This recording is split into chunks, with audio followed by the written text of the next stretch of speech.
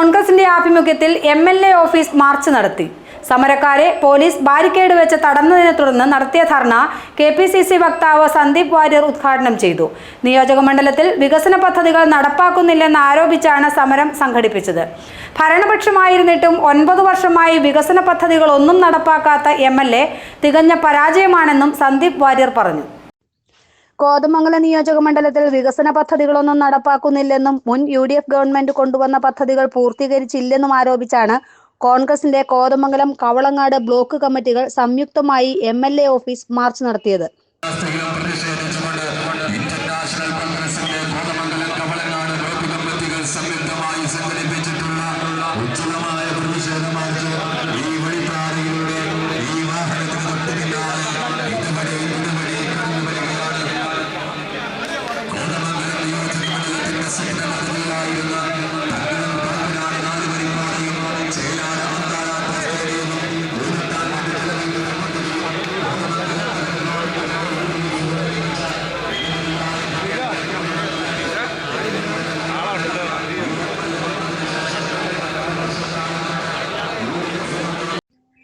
സമരക്കാരെ high range junction സമീപം police തടഞ്ഞു. Barricade മറികടക്കാൻ ശ്രമമുണ്ടായെങ്കിലും ഫലം കണ്ടില്ല.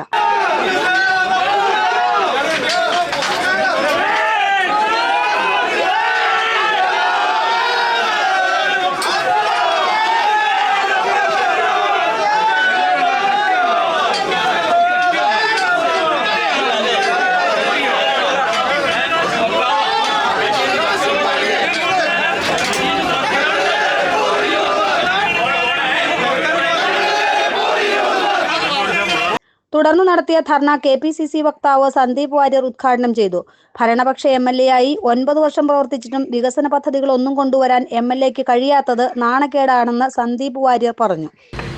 5 വർഷക്കാലം ഒരു MLA സ്വാഭാവികമായിട്ട് ഒരു പക്ഷേ 5 വർഷക്കാലം ഒരു മണ്ഡലത്തെ പ്രതിനിധീകരിച്ച MLAക്ക് ചിലപ്പോൾ ഒരു വികസന പ്രവർത്തനങ്ങൾ പൂർത്തീകരിക്കാൻ കഴിയാതെ വരാം, ചിലപ്പോൾ ആവശ്യത്തിന് സമയം കിട്ടാതെ വരാം, ഫണ്ടുകൾ പൂർത്തിയാക്കാൻ മുഴുവനായി കൊടുക്കാൻ കഴിയാതെ വരാം. ഇതിപ്പോ ഒരു തവണയല്ല, 2ാം തവണയാണല്ലോ. 9 വർഷമായിട്ട് MLA ആണല്ലോ. അതും 9 വർഷവും ഭരണപക്ഷത്തിന്റെ ഭാഗമായിട്ടിരിക്കുകയാണ്, CPMന്റെ ഭാഗമായിട്ടിരിക്കുകയാണ്.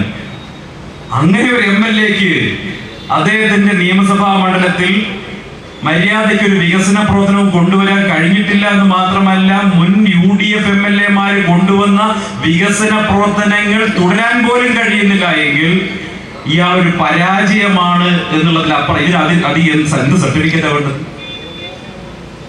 കേരളം കണ്ട ഏറ്റവും പരാജിതനായിട്ടുള്ള, കേരളം കണ്ട ഏറ്റവും കഴിവുകെട്ട MLA ആണ് കോതമംഗലത്തേത് എന്ന് പറയാൻ എനിക്ക് ലജ്ജയുണ്ട്. ബ്ലോക്ക് പ്രസിഡന്റ് ഷമീർ പനക്കൽ അധ്യക്ഷത വഹിച്ചു. Babu Elias, AG George, KP Babu, PP Uthuppan, PIM Basheer, MS Eldhose, Aby Abraham, Eldhose Keecheri തുടങ്ങിയവർ പ്രസംഗിച്ചു. GTV news, Kothamangalam.